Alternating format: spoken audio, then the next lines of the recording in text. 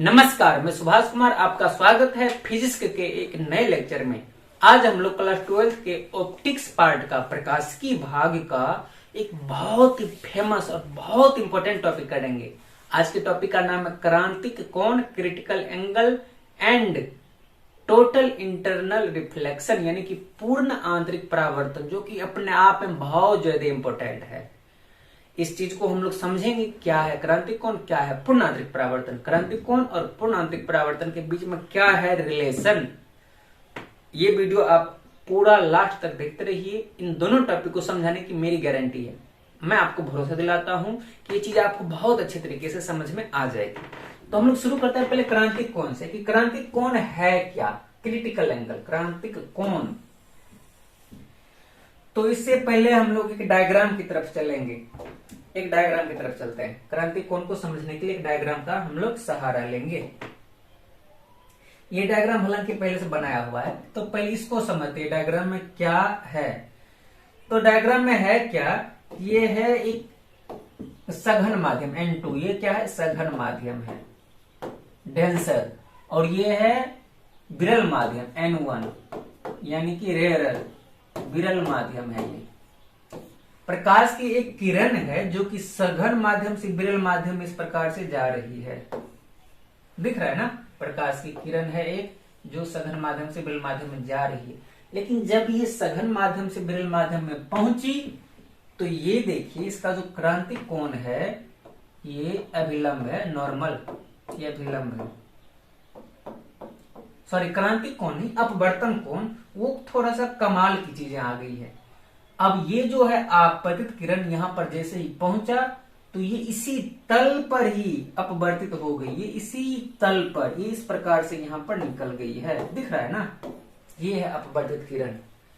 तो इसमें कुछ नया क्या दिखा, हम लोग पहले देखते थे अपवर्तन कुछ इस प्रकार से होता था। ये पहला माध्यम, ये दूसरा माध्यम, प्रकाश की किरण इधर से ये अभिलंब खींच लेते बीच में, ये अभिलंब है, प्रकाश की किरण इधर से गई और अपने मूल पथ पे नहीं जाकर के थोड़ी सी विचलित हो जाती थी। इस प्रकार से हम लोग आज तक अपवर्तन देखते आए हैं। लेकिन आज थोड़ा सा कमाल ही हो गया है। आज जो अपवर्तित किरण है ये दोनों माध्यम को बांटने वाली जो रेखा है उसी पर होते हुए चला गया। तो इस कंडीशन में जो अपवर्तन कोण है वो कितना होंगे, इस चीज को समझिए। अभिलंब और अपवर्तित किरण के बीच के कोण को कहते हैं क्या, अपवर्तन कोण। तो इसको देखिए है कितना, ये है 90 डिग्री, समकोण है। कुछ समझ में आ रहा है। चलिए हम लोग खुद से डायग्राम बना लेते हैं। डायग्राम को हटाते हैं, इस डायग्राम को हटा करके हम लोग खुद का नया डायग्राम बनाते हैं, तब ज्यादा समझ में आएगा। इसमें होता क्या है, तो ये मान लीजिए कि दो माध्यम, यानी कि ये पहला मान लेते हैं हम लोग μ2, दूसरा मान लेते हैं μ1। ये पहला माध्यम μ1, दूसरा माध्यम μ2। इसको मान लेते हैं हम लोग सघन माध्यम है और ये है विरल माध्यम। अब इसमें होता क्या, सघन माध्यम से विरल माध्यम में हम लोग प्रकाश की किरण को भेजेंगे। एक अभिलंब भी खींच लेते हैं, ये इस प्रकार से अभिलंब है। तो हम लोगों को पता है 10वीं क्लास से, सघन माध्यम से विरल माध्यम में जब प्रकाश की किरण जाती है तो अभिलंब से दूर हो जाती है, क्लियर है ना। या फिर जब विरल माध्यम से सघन माध्यम में प्रकाश की किरण जाती है तो अभिलंब की तरफ मुड़ जाती है। तो यहाँ भी वही बातें होंगी, सघन माध्यम से विरल माध्यम में प्रकाश की किरण जाएगी तो अभिलंब से दूर भागेगी। तो हम लोग किरण को ले लेते हैं, किरण को मान लेते हैं ये वाली किरण इस प्रकार से गई है, इधर से भेजते हैं। ये किरण है जो कि सघन माध्यम से विरल माध्यम में जा रही है। तो ये जैसे इस माध्यम में जाएगी तो इस प्रकार से सीधा जा रही है, तो यहां से जाकर के इस प्रकार से नहीं जाएगा अपने मूल पथ से। जैसे कि यदि ये सीधे निकल जाता तो लगभग इस प्रकार से निकल जाता आगे की तरफ, तो लगभग ये इस प्रकार से निकल जाती। लेकिन अपवर्तन होने के कारण अपने मूल पथ से विचलित हो जाएगी, अपने मूल पथ से ये थोड़ी सी विचलित हो जाएगी, इस प्रकार से निकल जाएगी। क्लियर है ना। तो ये चीज वो अपवर्तन। लेकिन हम लोग क्या करते हैं, एक होशियारी करते हैं। यहाँ पर देखिए, ये जो आपतन कोण है इसको थोड़ा सा बढ़ा देते हैं। आपतन कोण को बढ़ाने का मतलब इसको यहां पहुंचा देंगे, यानी कि इसको, ये जो हमारा है आपतित किरण, इसको थोड़ा सा और नीचे कर देते हैं। तो अब यहां से जाएगा तो आपतन कोण का मान बढ़ गया ना। देखिए बढ़ा आपतन कोण का मान। जैसे ही हम लोग आपतन कोण का मान बढ़ाते हैं तो स्वाभाविक है कि ये जो किरण है ये थोड़ा सा और नीचे आएगा, तो ये थोड़ा सा और नीचे आकर के निकल जाता है। क्लियर है ना? अब क्या करते हैं हम लोग, यहां पर भी नहीं रुकेंगे, इसको थोड़ा सा और ऊपर कर देते हैं। इसको क्या करते हैं, थोड़ा सा और ऊपर कर देते हैं हम लोग। इस आपतन कोण का मान थोड़ा सा और बढ़ा देते हैं, यहां से किरण गुजारते हैं तो आपतन कोण का मान और भी बढ़ गया। तो अब ये जो ग्रीन वाला है ये नीचे आते आते एकदम से क्या करेगा, इसी पर से होकर के निकल जाएगा। तो कंडीशन समझ में आया? उन लोगों ने आपतन कोण का मान बढ़ाते गया अपवर्तन कोण का मान भी बढ़ते गया बढ़ते गया बढ़ते गया। पहले अपवर्तन कोण इतना था, फिर इतना हो गया, फिर अचानक से यहां तक पहुंच गया, और यहां से यहां तक जो अपवर्तन कोण है इसका मान कितना होगा, तो आप लोग देख करके समझ सकते हैं, ये हो जाएगा 90 डिग्री यानी कि समकोण। तो ये जब समकोण बना रहा है, जिस कंडीशन में ये लास्ट वाला जो पार्ट है, जिस कंडीशन में ये समकोण बना रहा है, उस कंडीशन में जो आपतन कोण बना यही है हमारा क्रांतिक कोण। तो हम लोगों ने क्या किया, सिंपल सा बात यहां पर यह है कि सघन माध्यम से विरल माध्यम में प्रकाश की किरण को भेजा और विरल माध्यम में जा करके अपवर्तन कोण का मान कितना बना दिया हम लोगों ने, 90 डिग्री। तो यदि विरल माध्यम में अपवर्तन कोण का मान 90 डिग्री है तो सघन माध्यम में जो आपतन कोण बनेगा उसी को कहते हैं क्रांतिक कोण। अब एक क्लियर सा डायग्राम बनाते हैं, इस डायग्राम को मिटा करके क्लियर डायग्राम बनाते, साफ सुथरा सा। ये तो समझने के लिए था। हम लोग फिर से वंस मोर एक क्लियर डायग्राम बनाते हैं। ये हमारा दोनों माध्यम को अलग करने वाली सतह, ये मान लेते हैं माध्यम, ऊपर को माध्यम 1 मान लेते हैं, तो नीचे ऑटोमेटिक 2 हो जाएगा। ये माध्यम हो गया 2। क्लियर है? तो अब ये अभिलंब भी खींच लेते हैं, इस प्रकार से अभिलंब है, नॉर्मल अभिलंब है। तो क्रांतिक कोण है क्या, तो मान लीजिए कि हम लोग इधर से एक आपतित किरण को भेजे। यदि ये आपतित किरण अपवर्तित होते समय 90 डिग्री का कोण बना ले, कौन सा 90 डिग्री का कोण, अपवर्तन कोण का मान 90 डिग्री का हो जाए, यानी कि ये जब अपवर्तन होगा तो इधर नहीं, दूसरा कलर ले लेते हैं, ये ग्रीन, ये इधर से ही होकर के अपवर्तित हो जाए। दिख रहा है ना? ये जब इसके कोइंसिडेंट होकर के अपवर्तित हो जाए तो इस कंडीशन में जो अपवर्तन कोण बनेगा ये हो जाएगा 90 डिग्री का। तो इस स्थिति में जो आपतन कोण बना यही है क्रांतिक कोण। बस समझिएगा यहाँ पे पॉइंट क्या पकड़ना है, ये है अपवर्तन कोण। थोड़ा सा मोटा कर लेता हूं, ये है अपवर्तन कोण, अपवर्तन कोण। तो अपवर्तन कोण का मान कितना हो गया हमारा, अभी अपवर्तन कोण का मान कितना हो गया, अपवर्तन कोण का मान हो गया 90 डिग्री। यदि अपवर्तन कोण का मान 90 डिग्री हो जाए तो जो आपतन कोण बनेगा उसी को कहेंगे क्रांतिक कोण। तो जो आपतन कोण बनेगा उसी को कहेंगे IC, यानी कि क्रांतिक कोण। क्रांतिक कोण याद रखने के लिए बस इतनी छोटी सी बात याद रखना है कि जैसे ही सघन माध्यम से विरल माध्यम में प्रकाश की किरण जाएगी और यदि अपवर्तन कोण का मान 90 डिग्री हो तो जो आपतन कोण बनेगा उसको कहेंगे क्रांतिक कोण। फिर से, यदि सघन माध्यम से विरल माध्यम में प्रकाश की किरण जा रही है और यदि अपवर्तन कोण का मान 90 डिग्री हो तो जो आपतन कोण बनेगा उसी को कहेंगे क्रांतिक कोण। तो दिमाग में बस यही चीज एक वर्ड बना के रखना है कि अपवर्तन कोण का मान 90 डिग्री होना चाहिए। ठीक है, अब आगे बढ़ते हैं, लेकिन इसका स्क्रीनशॉट कर लेना है आप लोगों को। इसका स्क्रीनशॉट कर लीजिए, ये 90 डिग्री।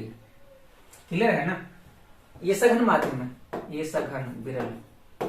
अच्छा, कोई हमें बताएगा कि सघन से विरल में ही प्रकाश की किरण को क्यों भेजते हैं? सघन से विरल में ही प्रकाश की किरण को क्यों भेजते हैं? क्योंकि हम लोगों को पता है सघन से विरल में प्रकाश की किरण जाएंगी तो प्रकाश की जो अपवर्तित किरणें होंगी वो अभिलंब से दूर भागेंगी। बस इतनी छोटी सी बात है। यदि दूर भागेंगी तभी तो ये इसके पैरेलल होकर के चला जाएगा, नहीं तो पास जाएगा तो धीरे धीरे सीधे निकल जाएगा, दूर भागेगी। इसीलिए हम लोगों ने सघन से विरल में ही भेजा। फिलहाल आगे उस चीज को देखेंगे, तो इसका स्क्रीनशॉट कर लेना है। और अब हम लोग चलते हैं डिफिनेशन की तरफ। अब डिफिनेशन को समझेंगे। ये तो डिफिनेशन है नहीं, फिर पिछले पेज में था ना, हाँ ये रहा हमारा डिफिनेशन। अब डिफिनेशन को समझेंगे। अब देखो डिफिनेशन कितनी मजेदार हो जाएगी। परिभाषा, सघन माध्यम में निर्मित वैसा कोण, आपतन कोण, सघन माध्यम में निर्मित वैसा आपतन कोण। क्लियर है ना, सघन माध्यम में निर्मित वैसा आपतन कोण। अभी तक तो हम लोग वही देख रहे थे, सघन माध्यम में एक आपतन कोण बनता था, जिसके लिए विरल माध्यम में सघन से विरल गया था ना, जिसके लिए विरल माध्यम में निर्मित अपवर्तन कोण का मान कितना हो जाएगा, 90 डिग्री। दिख रहा है, 90 डिग्री हो जाएगा, तो क्रांतिक कोण कहलाता है। डिफिनेशन भी वही चीज है, सघन माध्यम में बनने वाला, ये देखिए सघन माध्यम में बनने वाला वैसा आपतन कोण, सघन माध्यम में बनने वाला एक आपतन कोण जिसके लिए विरल माध्यम में बनने वाले अपवर्तन कोण का मान 90 डिग्री होगा। तो इस चीज को क्या कह देंगे, क्रांतिक कोण। किसको, तो आपतन कोण को। अब उम्मीद है डेफिनेशन समझ में आ गया होगा। अब यदि फाइनल डेफिनेशन बोले मौखिक, तो बोल देंगे कि सघन माध्यम में एक कोण बनता है जिसके लिए कि विरल माध्यम में अपवर्तन कोण का मान 90 डिग्री हो जाता है। इसी आपतन कोण को कह देंगे क्रांतिक कोण। और इसको हम लोग IC से सूचित करते हैं, IC से। हालांकि इसको सूचित लोग अपने अपने स्टाइल में कर सकते हैं, किसी भी चीज से। लोग C से भी सूचित करता है, IC भी सूचित करता है। तो डेफिनेशन को भी स्क्रीनशॉट कर लेना है। और फिलहाल हम लोग आगे पेज पर जाते हैं। नेक्स्ट पेज, ये तो डायग्राम था। हाँ, पूर्णांतिक परावर्तन। ये पूर्णांतिक परावर्तन क्या है? यदि आपको क्रांतिक कोण अच्छे से समझ में आ गई है तभी ये चीजें समझ में आएंगी। तो यदि क्रांतिक कोण में कोई परेशानी है तो बैक करके देख लीजिए वीडियो को। अब समझते हैं हम लोग पूर्णांतिक परावर्तन को। ये तो बिल्कुल आसान चीज है, जिसको पूर्णांतिक परावर्तन आता है वो इस चीज को भी समझ लेगा। जिसको क्रांतिक कोण समझ में आ गया वो पूर्णांतिक परावर्तन भी समझ लेगा। चलो तो हम लोग चलते हैं डायग्राम की तरफ। शायद इसमें भी डायग्राम, हाँ इसमें भी डायग्राम है। तो पूर्णांतरिक परावर्तन के फंडा को समझते हैं। अभी हम लोगों ने एक काम किया था, जैसे कि सिंपल सा देखो, ये दो माध्यम लिया हुआ है यहाँ पे। ये N1 माध्यम है और ये N2 माध्यम है, और ये सघन माध्यम है और ये विरल माध्यम है। अभी जब प्रकाश की किरण या आपतित किरण लंबवत गया तो लंबवत ही निकल गया। थोड़ा सा हम लोगों ने तिरछा भेजा तो इधर से भी तिरछी होकर के निकल गई। यहाँ θ1 आपतन कोण, θ2 अपवर्तन कोण। लेकिन फिर थोड़ा सा और जब तिरछा कर दिया हम लोगों ने, तो क्या हुआ कि ये 90 डिग्री का बना लिया अपवर्तन कोण। और याद करो, यही चीज तो अभी हम लोग पढ़ रहे थे। इस कंडीशन में ये जो कोण बनेगा आपतन कोण, यही तो है क्रांतिक कोण। इसको यहाँ पर θC से सूचित किया गया है। ये तो अभी हम लोग पढ़ रहे थे। वैसा आपतन कोण, ये आपतन कोण जिसके लिए अपवर्तन कोण का मान 90 डिग्री हो। क्लियर है ना? वैसा आपतन कोण जिसके लिए अपवर्तन कोण का मान 90 डिग्री हो, क्रांतिक कोण कहलाता है।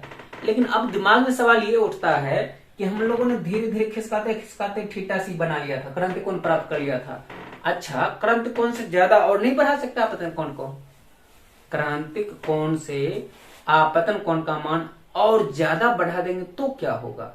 तो यही चीज हो जाएगा पूर्णांतिक परावर्तन। तो देखते हैं, जैसे ही हम लोगों ने इसको और तिरछा किया, यानी कि इस आपतन कोण का मान क्रांतिक कोण से भी बढ़ा दिया। यही पॉइंट है, समझना इसको। जैसे ही हम लोगों ने आपतन कोण का मान क्रांतिक कोण से भी ज्यादा बड़ा कर दिया, अब यहां तक तो पहुंच ही गया था, बस इससे नीचे रिफ्लेक्ट हो गया। ये देखो कैसे हो गया, इधर से गया और इधर से ही लौट गया, यानी कि अपने माध्यम में लौट गया। ये तो लगता है परावर्तन जैसा, समझ में आ रहा है? ये परावर्तन बन गया। तो फिर से एक बार रिपीट करते हैं। हम लोगों ने क्या है, अभी हम लोगों ने आपतन कोण का मान क्रांतिक कोण से थोड़ा सा बढ़ा दिया, और जैसे ही आपतन कोण का मान क्रांतिक कोण से बड़ा हुआ, तो ये जो अपवर्तित किरण है इसको दूसरे माध्यम में जाना चाहिए था ना, लेकिन ये क्या किया, पहले माध्यम में ही लौट गया। यही कहानी है पूर्णांतरिक परावर्तन। अब डिफिनेशन समझ में आ जाएगी। यदि नहीं समझ में आया तो हम लोग फिर से डायग्राम बनाएंगे, क्या दिक्कत है। मान लेते हैं कि दो माध्यम है, μ2 ये है सघन माध्यम और ये μ1 ये है विरल माध्यम।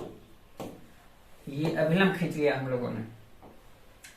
अब जब यहां से एक किरण को भेजते हैं मान लीजिए, तो ये इधर से ही रिफ्लेक्ट हो गया, तो ये 90 डिग्री का आपतन कोण बना, अपवर्तन कोण बना रहा है, तो ये क्या हो जाएगा, क्रांतिक कोण, क्रिटिकल, इसको सी से लिख दिए, ये क्रांतिक कोण बन गया। क्लियर है, यहां तक तो समझ में आ गया, क्या हम लोगों ने पिछला वीडियो में, पिछला लेक्चर में ही चीज देखा था।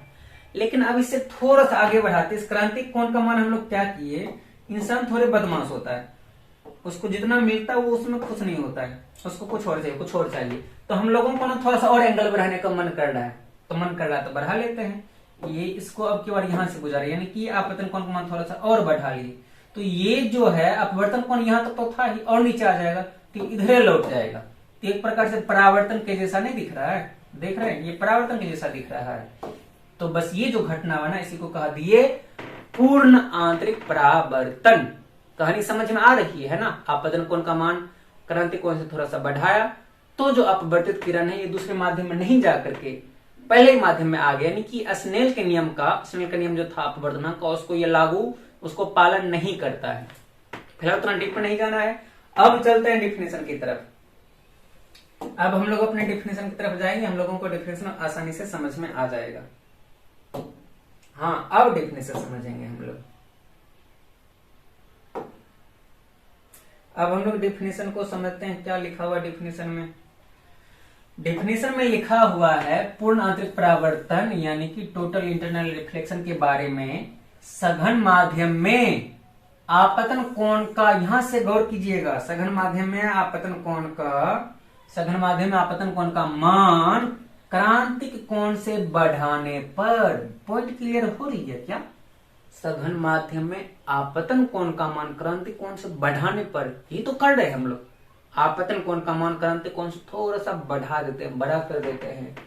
अपवर्तित किरणें, ये जो अपवर्तन होना चाहिए था, किरण दूसरे माध्यम में जाना चाहिए था, अपवर्तित किरणें अपने ही माध्यम में, यही तो पॉइंट है, अपने ही माध्यम में वापस लौट आती है, यानी कि परावर्तित हो जाती है लगभग। इस घटना को ही पूर्ण आंतरिक परावर्तन कहते हैं।